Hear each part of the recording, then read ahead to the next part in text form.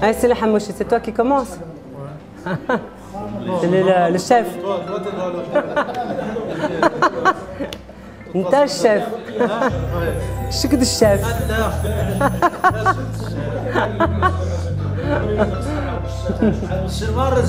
Ouais, c'est ça.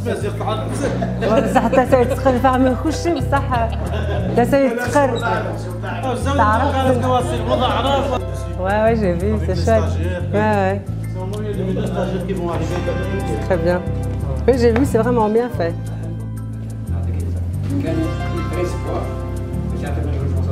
Oui. Bon, mais ça va. Hein. Il est 5h10, on a. En 2 ans, في عامين ونص في كاع بروكسل زادوا 3000 de logements. وواخا هكاك ما يقدش. كان 38 000 familles qui sont en attente d'un logement. ايوا. مالي داروا لنا ما كنربحهاش انا. احسنت مشيت تشوف البريفي 1000 اورو، شكون غادي يخلص 1000 اورو دابا؟ الشامر 1000. علاش كنتسنى وعندهم في القانون دابا كل عائله خصو يكون عنده الشامبره ديالو. الواحد ما خصوش يكذب زعما على الناس. الواحد خصو يدير المجهود ديالو، il faut écrire pour demander pourquoi machin, il a autant de points et il n'a pas d'informations, etc. Normalement, quand tu as une demande de logement social pour une personne handicapée, tu as très vite des points de priorité parce que c'est une situation qui est quand même plus difficile. C'est vrai. Ben moi, c'est ce que j'expliquais aux 2 petits jeunes, là, footballeurs. Moi, mon fils, je l'ai inscrit à Anderlecht Milan, qui se trouve sur Anderlecht. Mais c'est vrai qu'il y a beaucoup d'enfants qui vont ailleurs. Parce que c'est trop loin. Ouais, ah bah oui, c'est ça. Il y a l'équipe du Bonheur, il y a Anderlecht Milan. Et encore, ils ont eu beaucoup de difficultés pour avoir un terrain. J'ai dû intervenir parce que c'était Korfsom aussi. Ils avaient un terrain à route de Lénik. Ils l'ont enlevé parce qu'ils ont rénové. Ça devient difficile hein, et la personne dit moi si on m'enlève 200 ou 300 euros sur mon salaire, je ne vais plus m'en sortir. Enfin, et donc on est vraiment dans une situation où tout est tout est devenu difficile. C'est la crise. Mais en même temps, alhamdoulilah, on ne peut pas se plaindre parce qu'on est quand même en Belgique, c'est vraiment un pays qui permet encore, on peut se soigner, même quand on n'a pas d'argent, on peut vivre, enfin, il y a peu de gens qui meurent de faim, hein, donc il y a toujours moyen de se débrouiller, hein, alhamdoulilah. Mais il ne faut pas voter que voilà. Tu sais pourquoi? Parce que tête de liste, ça veut dire qu'on est d'accord avec toute la liste, de 1 à 47. J'ai voulu, donc il faut savoir, enfin, vous savez, toi tu sais, je peux quand même le dire, on va pas mentir ici. Oui, bien sûr.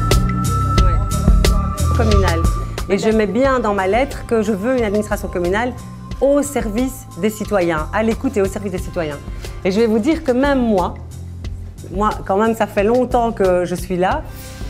Quand j'allais à la commune, j'y allais toujours avec un stress. Je savais toujours que ça allait mal se passer parce qu'on sent bien qu'il y a une espèce de... Voilà. Il y a des freins, il manque toujours quelque chose, il y a parfois un peu... On sent qu'il n'y a pas une écoute et une empathie vers les gens. Et ça, je trouve que ça ne va pas. Il faut que l'administration communale soit le reflet des habitants, qui est un mélange, comme on est mélangé dans la commune, quoi.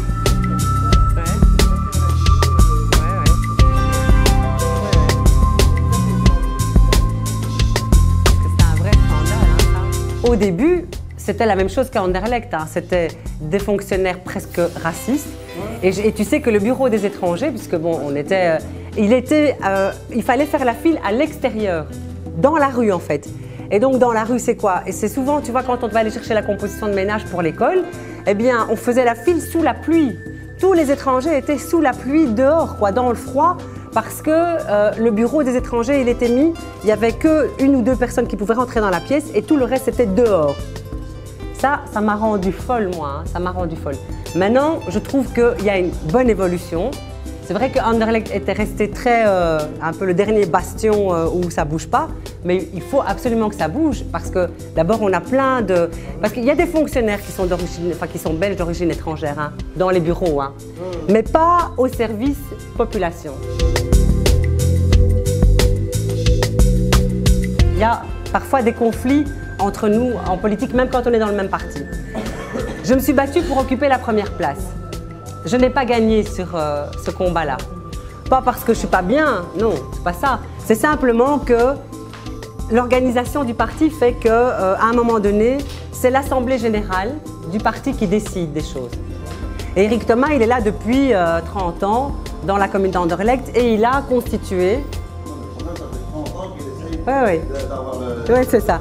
Mais je vais terminer, laisse-moi te dire, je vais pas être longue. Donc il tient bien tous ces gens qui sont là, voilà.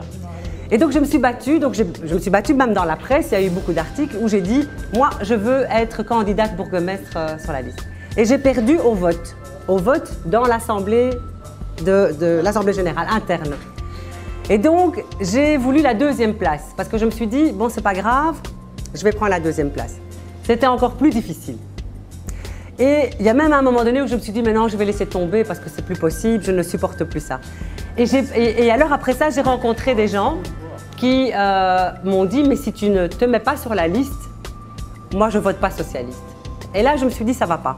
Ah oui, alors j'en ai discuté avec Elio Di Rupo, qui est quand même le président du parti, maintenant il est le Premier ministre. Je lui ai demandé son avis. Je lui ai dit, écoute Elio, moi, comme ça, j'en ai marre, j'arrête. Moi, à Anderlecht, avec Eric Thomas, j'ai des problèmes, ça ne va pas.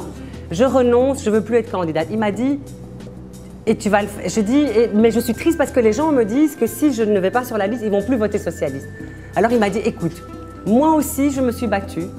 Quand il dit, il y a plus de 20 ans, à Mons, il a vécu la même chose. Hein. Lui, on l'appelait Macaroni, enfin, il a tout vécu. Hein. On a vraiment tout essayé pour le décourager. Il m'a dit, tu ne dois pas laisser tomber. Il m'a dit, tu dois continuer à te battre et même si tu es à la dernière place, tu dois être sur cette liste. Et il faut savoir que ce combat de 2012, je l'ai vécu déjà en 2006. Parce qu'en 2006, tu t'en souviens pas, mais j'étais dernière. Et de la dernière place, je suis remontée à la deuxième place. Tu comprends? Donc dire, je ne vais pas être élue, non, je suis élue. J'ai été d'ailleurs très bien élue. À l'époque, en 2006, le premier score, c'était Jacques Simonet, le bourgmestre. Eric Thomas, numéro 2, parce qu'il était la tête de liste et les gens ont voté beaucoup pour lui en nombre. Et puis c'était moi. Et donc, Simonet, attends. Oui, bien sûr. Mais on verra sur le terrain, c'est pour ça qu'on verra sur le terrain pour dimanche. Le premier score, écoute, voilà, en 2006, hein, Simonet, il a fait 7500 voix, Simonet. Eric Thomas, il en a fait 4000. Et moi, j'en ai fait presque 3000. 2006. J'espère, Inch'Allah, que ça va encore plus augmenter parce qu'il y a 6 ans depuis. 6 ans. Il y a la population, voilà. il y a... Donc il ne faut jamais dire c'est pas bien la dernière. Non, non, les derniers, ils seront les premiers. Et tu sais, je vais te dire, il faut leur dire qu'il ne faut pas faire ça. Ils doivent voter pour des gens qui... Tu vois? Non. Mais c'est bien qu'ils votent pour Eric Thomas, qu'ils votent pour qui ils veulent. Mais il faut dire aussi de voter voilà, pour des gens qu'ils aiment bien. Par exemple, sur la liste, on a parlé tout à l'heure de Fatiha Lekdimi. Il y a plein de gens sympas sur la liste. Abdourahman, vous avez parlé de lui, etc. شكرا.